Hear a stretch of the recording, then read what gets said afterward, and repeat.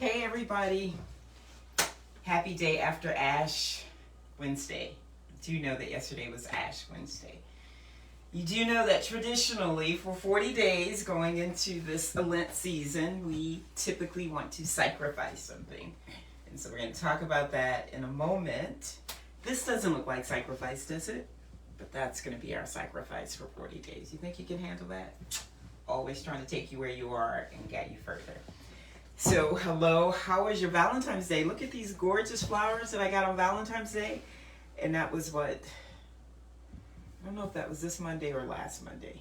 But either way, look how they're hanging in there. They were this tall and they were in a glass vase.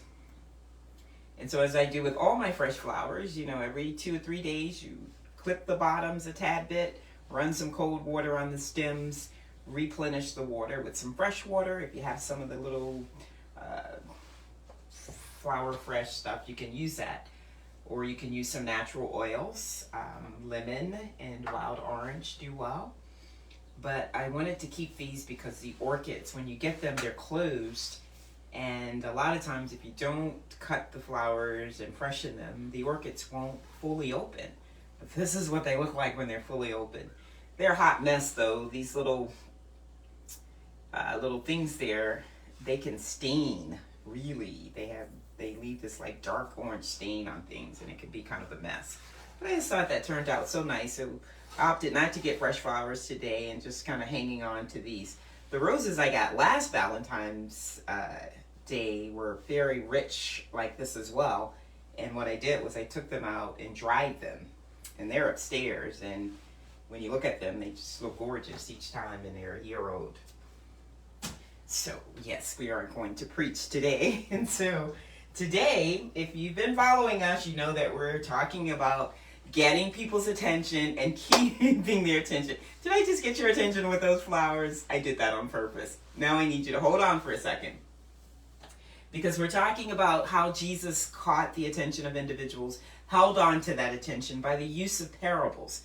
That wasn't the only reason that he used parables, and we went through that. Make sure that you go back 2 weeks and take a look at that video. It's posted on our YouTube channel, Ask Dr. Dallas, and if you scroll down through the Facebook Live, it's probably still there as well. And then last week, we talked about him ending with, and he said to them, "He who has ears to hear, let him hear." We talked about that. What does that mean exactly? If you have ears and you're not deaf, can't you hear? Why would he make that statement? Well, we're going to talk about that statement today. And we still, remember, we never went through the parable of the sower for the intent of what the parable of the sower was spoken of. We're going to do that even later. Today, there's just a small section between the conclusion of that parable and before Jesus really explains in depth the parable to the disciples. So today we're Mark 4, verse 10 through 12, and it reads from the New King James Version. "But when he was alone, those around him with the 12 asked him about the parable. And he said to them, 'To you it has been given to know the mystery of the kingdom of God. But to those who are outside, all things come in parables, so that, seeing, they may see, but not perceive. And after hearing, they may hear, but not understand. Lest they should turn, and their sins be forgiven them.'" So whether you are a believer or you're just kind of hanging out with us every other Thursday on Facebook, what would you be like, okay, did she say that Jesus said that? That's what I think I would say if I weren't where I am right now. I'd be like, okay, did he just say, seeing, they may see but not perceive, and hearing, they may hear and not understand? For you, the people that were with him, and it says among the 12, so it's apostles, and then those that were probably in the close-knit circle, he says, "It is given to know the mystery of the kingdom. But to those who hear, they will hear, but they will not understand. Those who see, they will see, but they will not perceive." That kind of sounds a little crass. It almost sounds downright mean. It almost sounds like This can't be the Jesus that we've come to know as the loving, kind-hearted, big heart, want to do everything, want everybody to be well. Jesus, why would he say that? And that's the misinterpretation, and it goes back to Isaiah when something very similar was spoken. We're not going to go through that piece today, but in a lot of sections of the Bible and a lot of commentaries, you'll see a section around or surrounding this that talks about the mystery of the kingdom. And so Jesus is bringing this back in the New Testament to kind of defeat that was not defeat, but just to calm any misunderstanding that there may have been previously about this mysterious kingdom or the mystery of the kingdom. Because Jesus is the one that spoke in parables, not just to get your attention and to hold your attention, but so that man may think for his own, so that man may come into the light out of the darkness. This is not a Jesus that is trying to keep you in some mystical place where you don't have understanding. At the end of the day, he is the truth, and he wants the truth to be revealed. That's why he came here, for the revelation of that truth, the illumination of who he is, the Son of God, so that the truth may be revealed. So he's not trying to keep it from you. It's not to be a mystery, but again, it's putting things in the contextual sense of which and where it was written. And so now we're dealing with a group of people, especially in the Old Testament, that were very familiar with something called the mysterious religions. And so the mysterious religions were, in short, 5-10 minutes, let's just say, it's where you were dealing with these religions that came to be religions, just like the immortal gods and the idol worship. It kind of falls into those categories. One very popular one was the one of Isis. Isis was the wife of Osiris. And Osiris was considered to be a good, loyal king. And his brother Seth, don't name your children Seth was the wicked brother who had animosity towards his brother, just, devilish and some more. And so what he did on one occasion, Seth, the wicked brother Seth, induced his brother, the good king, can't put holy in the same sentence with that, but the good characterized king, his brother, Osiris, he induced him to a level where when they were at a party, some kind of way, and you would have to help me understand this, but some kind of way, he convinced his brother to get into a coffin that was exclusively made to fit him perfectly. So you already know where that's going. If someone mentions to you a coffin, and then they start talking about, you want to get in the coffin and see how it feels? He was a good king. I don't know that he was a very smart king. So anyway, he gets into the coffin, and his wicked, talk about wicked with a capital W-I-C-K-E-D. The brother actually took the coffin and threw it into the Nile River. After his brother had gotten into it, they snapped it closed, he and his little colleagues, and they threw the coffin into the Nile River. And then the wife, or Isis, comes along, and she's just like you and I would be if our husband was in a coffin floating down the Nile River. But by the time she found out about it, I guess he was way, way gone off. And so she spent so what would you do if that happened to your husband? Put the black veil on, go to the funeral or whatever. Not Sister Osiris. For Sister Osiris. Sister Osiris spent many years searching the Nile River and along the Nile River. And so guess what? She found the coffin. So she found the coffin. This is going somewhere. I'm going somewhere. But what am I doing? I'm keeping your attention because this is a really good story. And so she found the coffin, and she brings the coffin back, and she takes her husband's body. And don't sit here and think that I'm going to tell you that the man was alive. Nope, he's not alive. But for her, he may as well have been alive. So she took him out of the coffin. And then there's another twist. This ought to be a movie. There's another twist. So after all of that, after all the wicked brother Seth has put this woman through, he had the audacity, when he found out that she found the coffin, to come, and when she was asleep, he went in and cut the body the dead body, mind you, into 14 pieces and then scattered them across Egypt. Now would you put the black veil on and more? No, Sister Horace spent many, many years going all throughout Egypt until, guess what? She found all 14 pieces. Her and her buddies figured out how to put his body back together, and he became the living, immortal king of the living and the dead. They were worshiping this put together jigsaw puzzle just like he was live and in person. And so what happens with this whole thing about the mystery religions is that for like an inductee, say if you were being catechized to be ordained as a minister, a part of your ceremony would be to go to a play, for lack of a better word, this thing that they were having, and you as the individual that's about to be ordained would listen to that story that I just told you, but you would listen to it with music playing and candles lit, and in a manner that, well, first of all, this is very important. This is one of the reasons I'm telling you about this part of the story too. This is what's very important, is before you could come and go through your little ritual, you'd have to fast.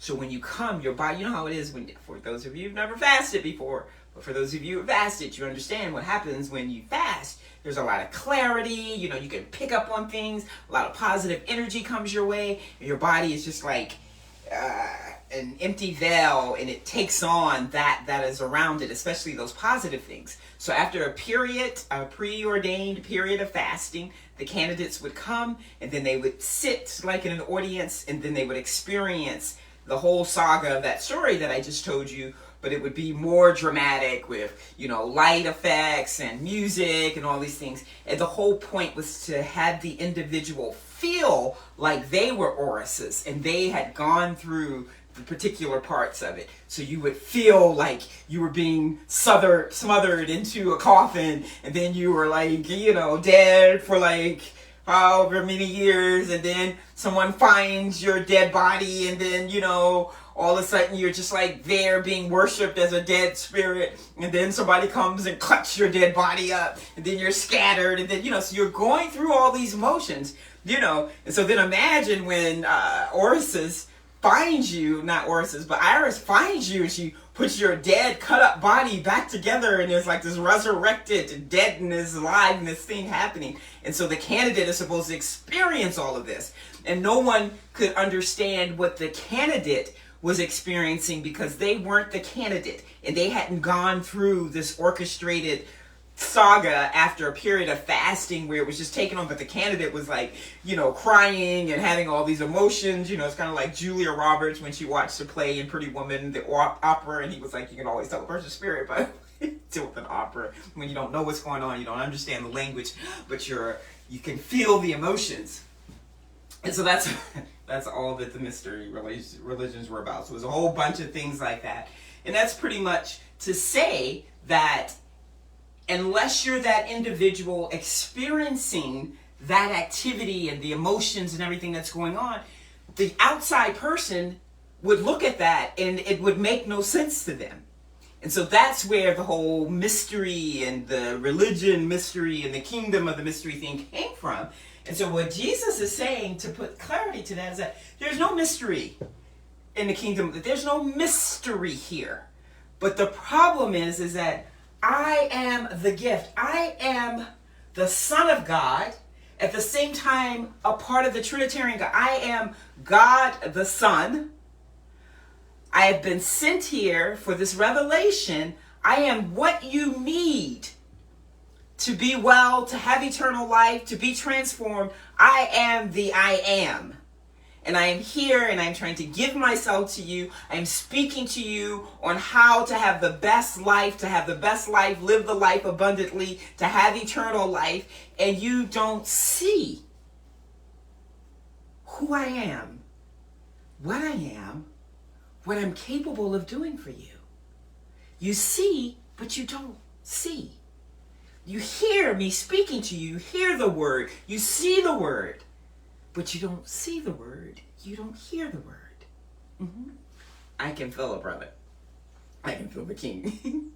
Because when I'm speaking at conferences and I'm lecturing on what we need to do to be well, and I'm telling people, and I speak to a client for 45 minutes in a consultation about how acid takes more than 16 hours to come out of your body, and when we eat meat and dairy products, if it doesn't come out in 16 hours, whatever we eat, we create an incubator for parasites, and eventually it's going to lead to illness and disease, and eventually a short life, a lack of quality in life. And the person says, I just really like meat, you know? And so it's like, I'm stuck. You see, you hear me, but you don't see, you don't hear. And so I'm like, it's when I said a few weeks ago, on Martin Luther King's birthday, when I was speaking at the ministers conference, there's a lot of quotes that we know and we love from Dr. King, but my favorite, my all-time favorite, when I very first heard it, is when he said, nothing out of everything that he knew and everything that he had seen in life, everything that he experienced, he said, there is nothing worse than, here's a man that is extremely intelligent, knowledgeable, well-versed, well-traveled, and he says, out of all that I've seen and out of all that I know, nothing is worse than sincere ignorance and conscientious stupidity. Wow! You know, if you say that to somebody, you're likely to be punched in the face. But the fact that Dr. King said it, it makes you at least stop and think about what is being said. And to know Dr. King, to know Jesus, is to know that nothing ill, mean is going to come out of their mouths. And so to make a statement like that, if you don't look at it for what it is and you look at it for what it appears to sound like, bitterness, hostility, anger, you totally miss it. But coming from Dr. King, you get that it is his heart that is just hurt and just like, oh my God, what do I have to do to get people to see differently, to see the truth, to act differently? Jesus is saying, I've been here, I've been ministering to the folks, I've been providing miracles for the people, I've been showing them, but they still don't get it. That's not going to make him give up. But in exacerbation, what do you want to call it? It's just like the disciple, and even the disciples, the 12 that are around him all 24/7, versus the multitudes that come every chance they can get, even they don't really get it. And he's saying, I'm going to explain this to you because you need to know. For them, I'm going to continue to do what I'm doing, and I'm going to try to simplify it the best that I can via parables. But unfortunately, they will see, but they won't perceive. They'll hear, but they won't understand. And so it goes on. And so what does he do about this? And what is the extension of this? That's in the next few verses. You're going to have to tune in 2 weeks to get the answer to that. Today, because it is the day after Ash Wednesday, and we really want to help some people. So yesterday I saw way too many clients. When I see too many clients, my head hurts. Why? Because of everything that I just talked about. Because you really want to help people, and then people want to be helped. That's the interesting thing. You pay that kind of money to come in and be seen. You obviously are trying to become a better person in terms of your health. And there's just it's a stronghold. It's chains. It's bondage. It's what we love to preach and talk about, but we really don't think that it's serious. And it is serious. I just had a conversation. Who was I talking to? I think my uncle in Florida this morning, and I was saying that no, it wasn't him. Who was that? And I remember who it was. Who was I just this is one of them conversations where I was saying sugar. You know, the addiction to sugar is worse than the drug addicts, the crackheads that are laying on the street corner. Sugar addiction is harder to break, and we are addicted to the sugar. And you have to know that something drastic has to be done between the time that you are eating everything in its mother that has sugar in it and you decide that you're going to do something differently. Whenever my clients come in, I'm like, that's good. Here are a lot of good recipes and things that you can start to consume. We've been doing them here for the last year. But there has to be a period of detoxification. You've got to go into your system and clear out some stuff, rejuvenate, revitalize your cellular structure, and then move forward. That does not mean for 1 minute that beginning to consume fresh fruits instead of continuing to eat what you're eating is not going to be better for you. But it's saying to be able to take full advantage of that in order to begin to be transformed, where you don't have the continuous hiccups, where this week you're doing well, next week you just fall, this whole falling off the wagon thing. What does that mean exactly? You're a grown person. You can't stay on a wagon? What's wrong with you? Exactly. It's something inside, because that thing is still there. That sugar addiction is overcrowding you. It's winning the battle right now because you never squashed it and got rid of it. It's the reason she was able to go and find her body, because it was in the coffin, And then for him, he cut it up. He should just burnt the thing to ashes, So it's about finishing the project. It's about doing what needs to be done in order to go forward in the way that you want to go forward. If you don't ever want to see this body again, then you need to do more than cut it into pieces. So just that kind of thing. So that's what we're doing. We're talking about the process of detoxifying. But in the interim, until we get to a point there, what are we going to do? Because we have the situation in front of us. We have an opportunity, and hopefully during the Lent season, you're not as tempted on a Sunday morning. I just happened to be in a church on last Sunday, and it was, let's celebrate everybody's birthday. At 9 o'clock in the morning, we go into fellowship hall and have a big slice of cake and a scoop of ice cream at 9 o'clock in the morning to celebrate everybody's birthday. I gave out bags of True Pop popcorn so that people would have some popcorn to eat at the Super Bowl party that evening. And they ate the popcorn with the cake and ice cream at 9 o'clock in the morning. You gotta love our church. Because if I was someone that was trying to do well and I want to fellowship with my brothers and sisters, going into the fellowship hall would not have been the place to do it, because I would have been tempted, by the 5-inch layer of icing on the cake that they had, or the chocolate or vanilla ice cream scoop.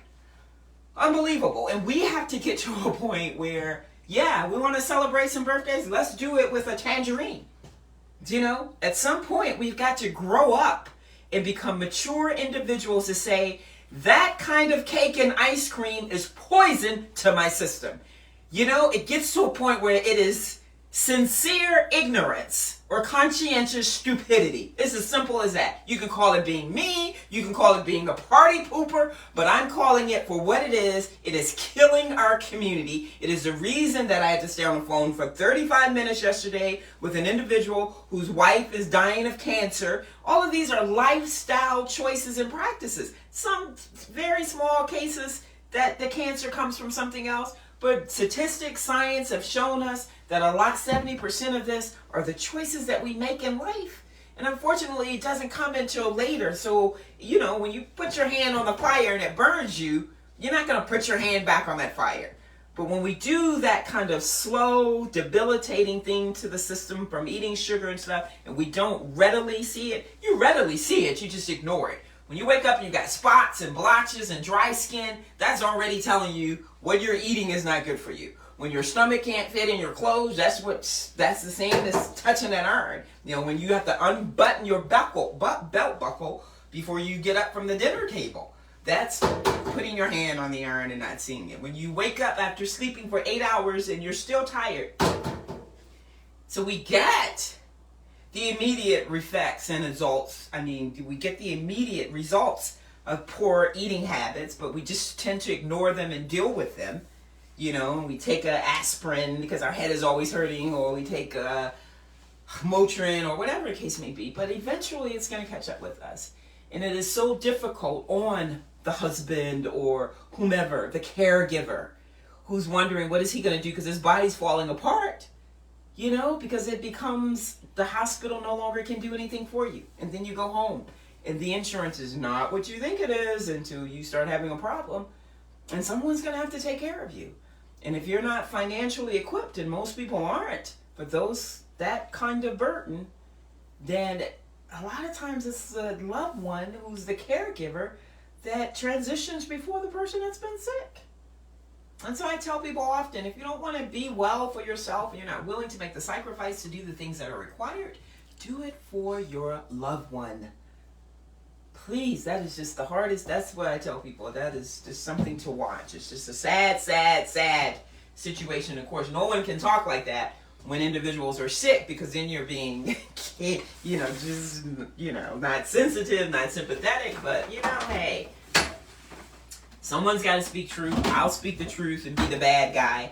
So what are we doing? I wasn't going to really do anything for Lent, but I'm going to walk with some people. I just love these. I'm going to push them over to the side for a second. And I'm going to talk about how can we do this. So it's a sacrificial thing going into Lent. What is the purpose? I mean, for me, I love to watch tennis matches. And if you got the tennis channel, you can watch tennis every day, all day. So I'm like, for 40 days, no more tennis. Because I got to study for my flight ground test. I got enough reading to do. And if I spent the time that I spend watching tennis in the middle of the night when I'm not doing anything else, I could probably finish all my books and some more. And so that's one thing. And it's also because you're just kind of putting some of the additional environmental things out of your mind. That extra time that you have be used towards Bible study, reading some spiritual books, just clearing the soul a little more along with the body and the mind. And then we do want to curtail that appetite. And a lot of the sacrificial fasting and stuff is just for that. It's so that it's a lot of time, even when you're doing it the right way. And this is not nearly as bad as if I were to cook some fried chicken and I got to scrub pots and pans. Even any type of raw dish that I make, literally all you have to do is rinse it with some cold water, because it's not a lot. And you're just chopping, and usually use one or two utensils, a good sharp knife and a cutting board, and you can make something fabulous. So it's not nearly as time consuming as you're doing with regular cooking, but it does take some time. So choose something that's going to allow you to free up some of your time. Maybe you want to do a project, write a poem book, a spiritual poem book, a prayer book, or who knows what you might want to do with your extra time. Maybe you'll devote that time to visiting the homeless shelter, or not the homeless shelter, but the nursing home or the prison. What I think is a good way, because on the 4-day fast that I give a lot of my clients to go through that detoxification period, and I think it's doable for them, because if you wake up in the morning and you know that you can't eat anything, that's already kind of a defeating attitude. It's like, that's too hard. So I always tell people, when you're going to fast that one day of the week that we all should be doing, get up in the morning, have your breakfast, and then say that you're not going to eat anything else for the next 24 hours until breakfast the next day. That makes it a little easier mentally. It's not as much of a mental challenge to be able to do that. And then another thing is that we want to make sure that we maintain a fasting period on a daily basis. What does that look like? That looks like, if I am going to eat at 8 p.m., I'm not going to eat anything else before 8 a.m. I'm going to give my body that 12-hour span of fasting. That does tremendous improvements for the body, especially if you can maintain that over a year period, or even just let's stick with just a season. It's just huge, and you have no idea how you don't accomplish that. When you're, take, maybe if nothing else, for 40 days, if you have a television in your bed, at least I have the television in another room, in a room that I'm not going to sleep in, even though I might be stretched out on the sofa in there, but I'm going to get up at some point and get in my bed.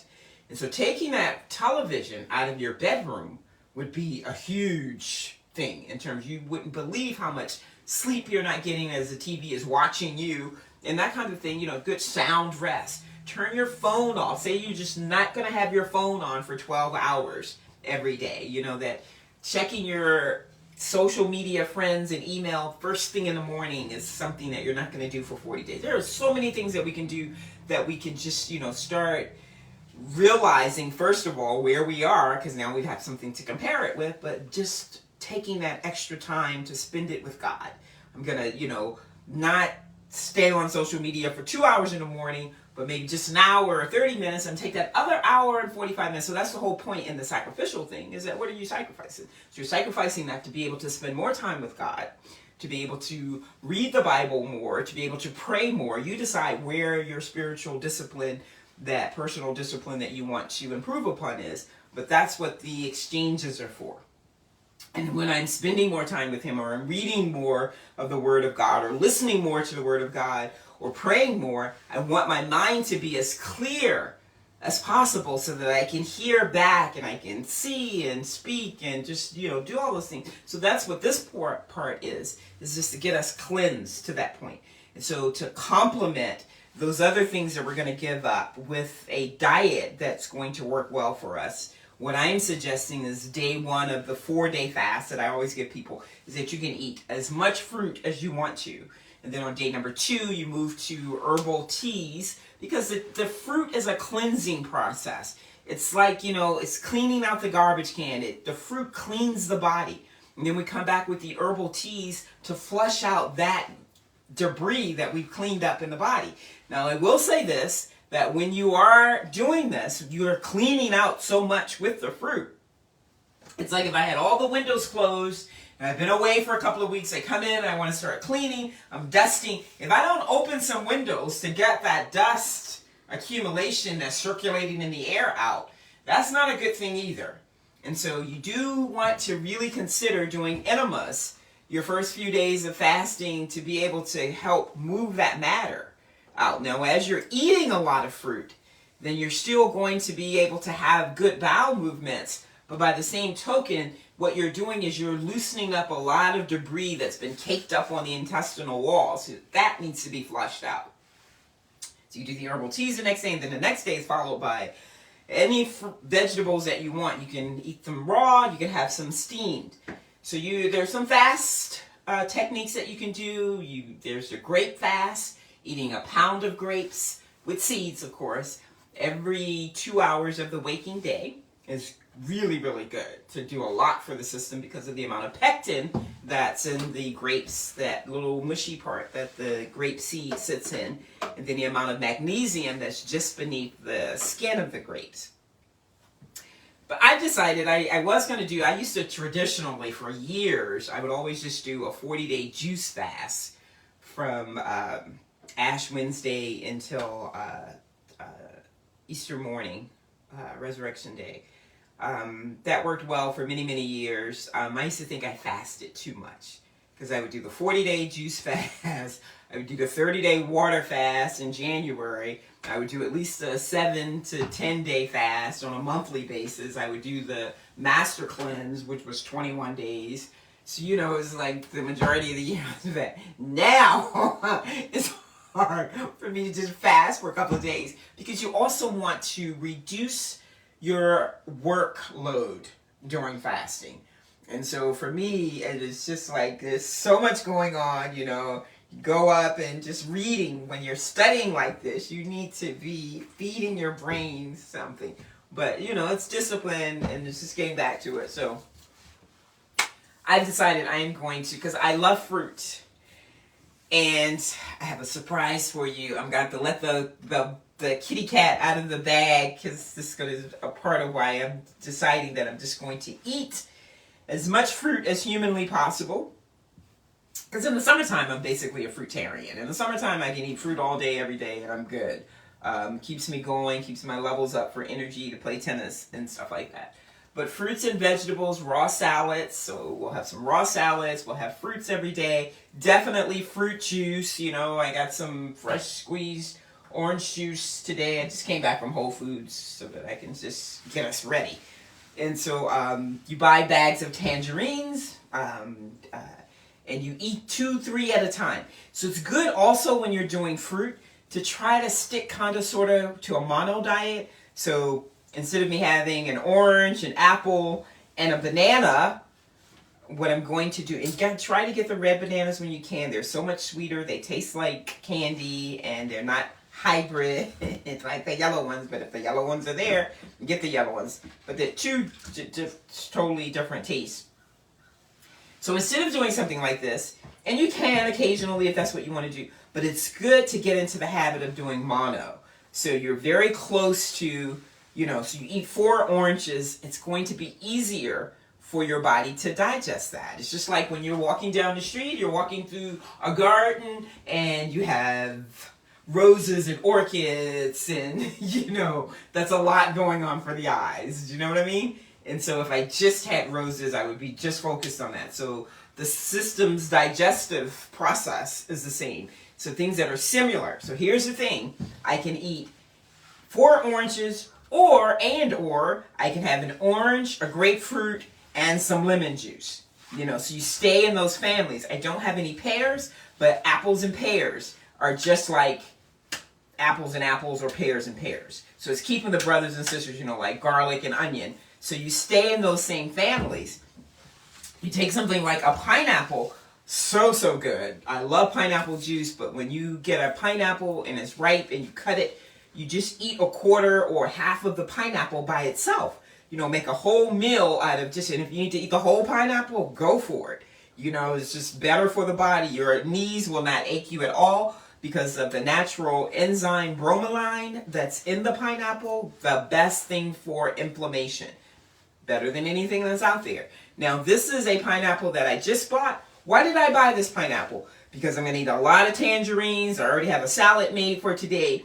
And I've got a ton of things to do tomorrow, so I probably won't get to eating the pineapple until Saturday or Sunday, so I need it to be ripe by then. So this is a green pineapple. It is 80 degrees today, and it's going to be 60 tomorrow. So when I sit this in the window, it is going to ripen much faster than the 40 degrees and possible snow that we're going to have Saturday. Go figure.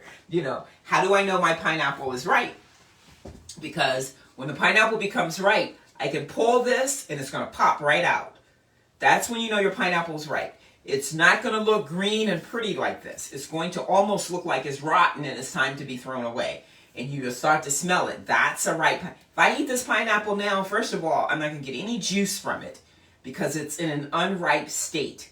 And that's going to put a lot of unnecessary sugar in my system. Versus a ripened pineapple becomes more of a complex carbohydrate versus a simple carbohydrate, which makes you get fat.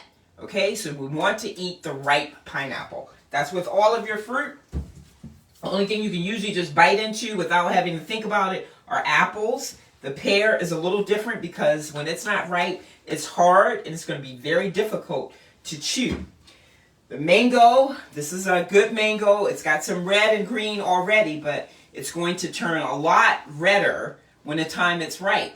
As I press my finger into the pineapple with a little pressure, you can't see an imprint. That's because this thing is not ready to eat yet. When I can start to just lightly tap my finger and you see an indentation, that's when the mango is ready to eat, and it's going to have more red than green. This obviously has 3/4 green and just 1/4 red. It's not ready to eat yet. So just let it sit and it'll ripen.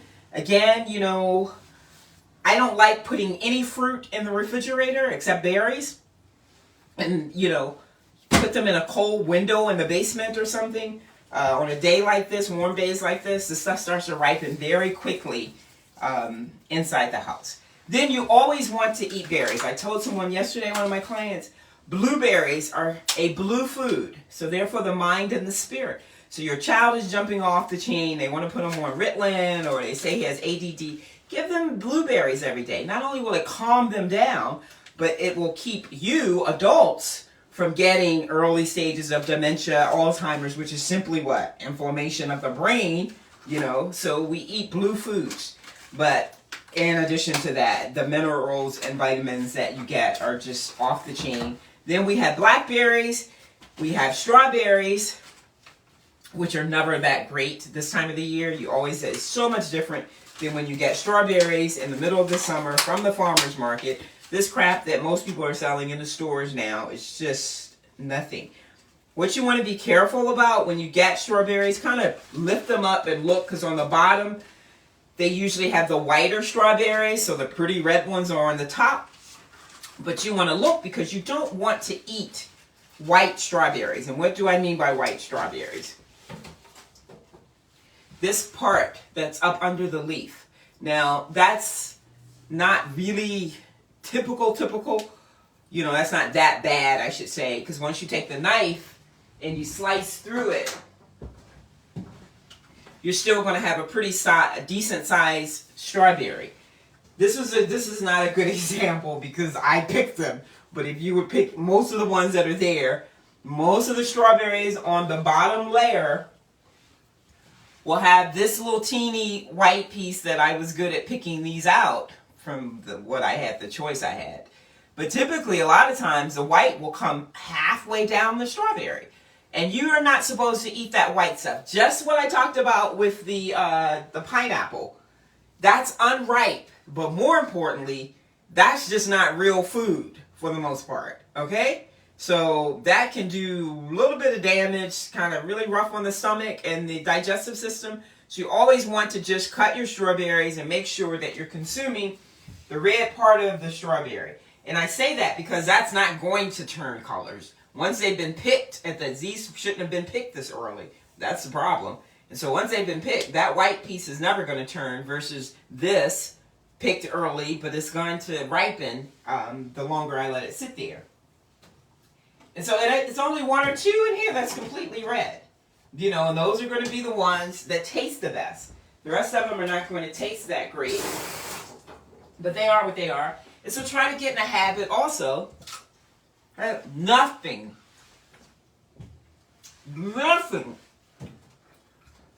a waste of money. Not even taste like a strawberry. And that's what you have to be careful about. You can't buy strawberries, just, you have to get them from the right place. Those ass yucky. But they're good for you. Raspberries, they're a little, you can get away with getting those in the wintertime. They taste a little better. It's sweet. Raspberries are always so sweet and good. And blueberries, blackberries, they're going to be fine this time of year. So, like you would do the apple and the pear, or the orange and the grapefruit, all berries can be consumed together. So you have a bowl, and I usually do raspberries, blueberries, strawberries, blackberries in the morning, put them in a bowl, and then I'll sprinkle some grounded flax seeds on it. You can put a little juice on it, orange juice or something, or you just eat them as they are. Like this, when they're not that great. In the summertime, all you need is berries. In the wintertime, they need a little help. So I may sprinkle some pineapple juice on it or something else. And sometimes I may throw a banana in there. So here we have red bananas. Notice the difference. This is completely pinkish red. And now these are starting to, well, that's actually just bruised. But you can tell the same thing with the red banana. Unlike the yellow banana, the green tips, you definitely don't want to eat these like this, because that's even worse than just it being a simple carbohydrate. It's just totally not ready to be eaten. So with the yellow bananas, all of this is going to turn brown, and then you'll start to develop brown spots, and that way you know that it's right. The red banana is not going to develop any spots. It's not going to turn a whole bunch of colors. But what will happen is that it will get softer and softer. Both of these are pretty ripe. See, just like that has green on it, but this is a ripe banana because of the way that it feels. Unfortunately, you can't feel it. But these red bananas can be hard as bricks when they're not ripe. And so both of these are ripe because, I'm going to eat a lot of bananas over the next couple of days. And so we're good on that. Now, the other thing, so we're going to do, if you choose to join me on this, we're doing lots of fruit for 40 days. and salads for the most part. That's it. I haven't decided yet whether or not I'm going to cut my nuts out. I love nuts, raw nuts, all kinds of raw nuts, and I have some really good pecans that were shipped to me from Alabama. They came off the pecan trees, and they taste incredible. Nothing like the pecans that we normally get. So we're going to fortify. Then you can get some dried fruit, dried mangoes, and of course, the black mission figs, the Turkish calamari figs. You definitely want to keep that along with eating your fruits. You know, the dried fruit, but especially those dried fruits because they have so many nutrients. You're going to get all the minerals and vitamins you need from drinking your lemon water every morning. That's something we want to get in the habit of doing, fasting or not. We want to have lemon water every day. I checked a lot of people yesterday on the bioelectronic testing, and I think it has a lot to do with all of the alcohol hand cleansers, but the fat that is in people's liver is just very dangerous. And so lemon water every day will help to combat that. If you find yourself with some type of liver disease or hepatitis, then a good oil, a tablespoon of cold pressed olive oil, along with your lemon water, maybe 2 of the 7 days a week, would be highly beneficial. What we're going to do is we're going to make sure that we have everything that we need during our fasting period. So the other thing I'm going to recommend, we haven't been growing our wheatgrass here lately, so I've just been buying it from Whole Foods. And this is just $4. This is $4, $3.99, $4.99, something like that. You're not going to get a lot. I might get, you'll see in a second here, maybe 3 2-ounce, 4-ounce cups. If you're not used to consuming wheatgrass, you're not going to need but a half of an ounce at a time, or else you're just going to be, your head's going to be hurting and spinning and some more. But when you do wheatgrass, the nutrients in sprouted wheat berries, is what this is exponential because we've changed the original source. We've gone from a wheat berry to the grass that it grows. Green does what? Cleans. So when you think about the chlorophyll, the natural chlorophyll that you're getting in here, it's just incredible what it can do for the body no matter how you're feeling or what's going on. Just a whiff of that immediately. You know, it's like our veggie detox juice that has the fresh pressed garlic in it. As soon as you drink it, you can feel something like bam, bam, bam in the body. And so that's good. So I'm going to suggest that we augment our fruit, vegetable fast 40 days with trying to get in the habit of having some wheatgrass. So I know your schedules are busy. This is very quick and easy to do, unlike some other things. I don't have my cups. So emphasize, or what do you call it? Improvise here. And just use something and be ready for a mess to come. But if you do this and you put them in the cups, now you can go buy frozen wheatgrass, but you don't know what it was look like before it was juiced, how long it sat before it was frozen, and it's not the best thing. And so, but it's better than not. So when even if you don't have your own little presser, you want to buy some, you're going to get some kind of benefit from it. But you know, you do your own thing, it's always better. And I'm going to do 2 containers because I had 1 container already that I didn't get to because I was so darn busy this week. And I'm going to juice them, and then you can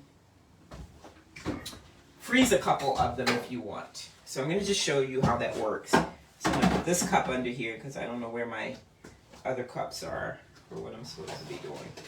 And we're going to just show you this. And then you can take your wheatgrass, especially if you're not usually accustomed to it. So take a small amount of wheatgrass and you can mix it with some pineapple juice, definitely with your carrot and celery juice. The 3 go together. You can go run a marathon when you're done. You can put some essential oils. A drop of wild orange is one of my favorites. I usually keep here in the window. Or I have $40 bottle of turmeric that I dropped the other day, and my whole house smells like turmeric oil. I got like a half of a 2 drops left in there, but you only need 1 drop or so. So I flipped it upside down. I was just like watching it fall, like, no! I'm gonna send it back and tell them, you guys need to make a better safety thing. So here's what we do. We take the wheatgrass and we feed it through the machine. Now, we're gonna put it on soft because you can also do your celery and carrots in here. That's the only reason. I usually just use this for this and sprouts. I'm just gonna show you how quick and easy this is for the amount of nutrients. You could, well, man, if you really wanted to go to a new level, just go on wheatgrass for 40 days and you would probably leave everybody that you knew, because your mind would be at different levels. You would be like, hey, a new person. Whatever illness or disease you have would be gone. How about that? We're guaranteed. And turn it on. And we're done, basically. I'm just gonna do this for you. And it just kind of does itself. It's really quiet today. Usually it makes a lot more noise. Must have done something right when I put it back together. And so, in your fasting, if you can kind of like make a little journal for yourself about the types of fruits that you're eating, if you've decided you're going to do fruits. For some of you, it just depends on where you are. If you are gotta have some steak and cheese every day, some sausage with your scrambled eggs every morning, maybe you just want to say, I'm going to cut out one of those things. Maybe I'm going to cut out my Starbucks coffee every day for 40 days and find out how much of an addict you are that you can't be nice to anybody until after you had your Starbucks coffee every morning. Or you have meat 3 times a day, that you're going to make sure that you only consume meat once a day. If you eat meat every day, then maybe it's going to be for the next 40 days, you're only going to have meat 20 days, every other day. Or maybe you want to have it Saturday and Sunday, so you say that you're going to have it 20 times. So just do something. And just, start letting your body know that you are the master of your body. Not food. You're not addicted to the food. The food doesn't have that kind of control over you that you can't cut it out of your life. Especially when you know the effects that it's doing. Because most people have been there. Most people will tell you, you know what?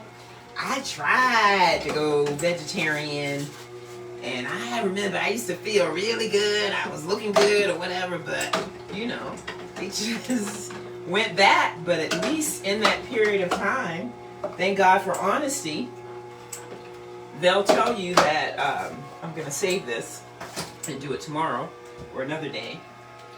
For that small amount of time,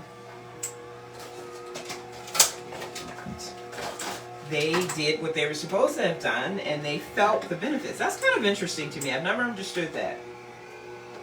When people can experience that, and it's okay that you don't stick with it, but the fact that you never go back to it, the fact that you don't try to at least do it halfway, say, you know what, 80% of the time I'm not going to eat meat. The other 20% of the time, on the weekends, anniversaries, parties and stuff, I'll have me a little meat if I need to.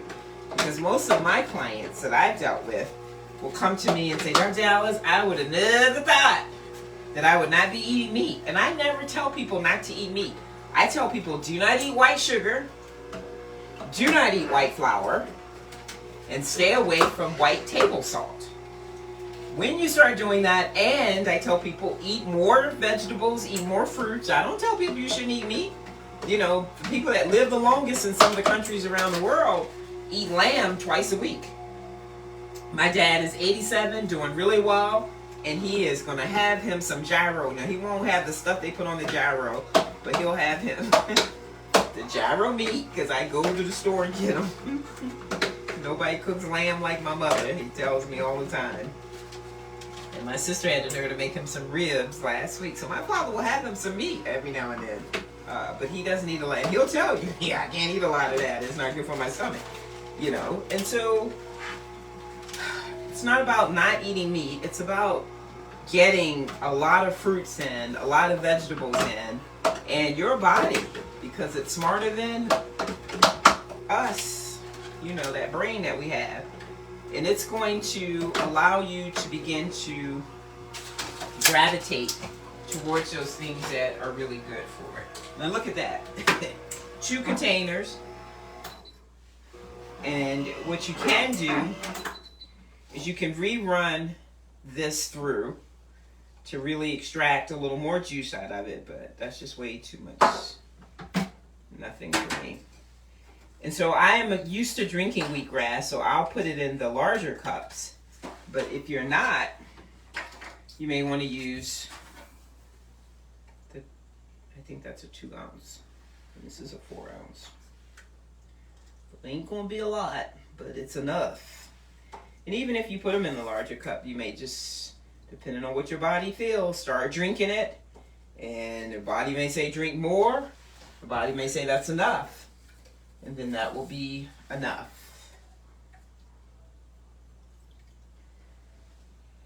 And there's some lights on a tennis court nearby, so I'm going to go hit some tennis balls. So it's like a 1/2 ounce. And wheatgrass tastes like,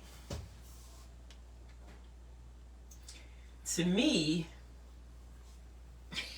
you ever been playing baseball or football with your little kids or your nieces and nephews out on the grass and you just kind of like die for the grass? That's what it tastes like. It does taste like grass, but it almost tastes to me like a sugary grass.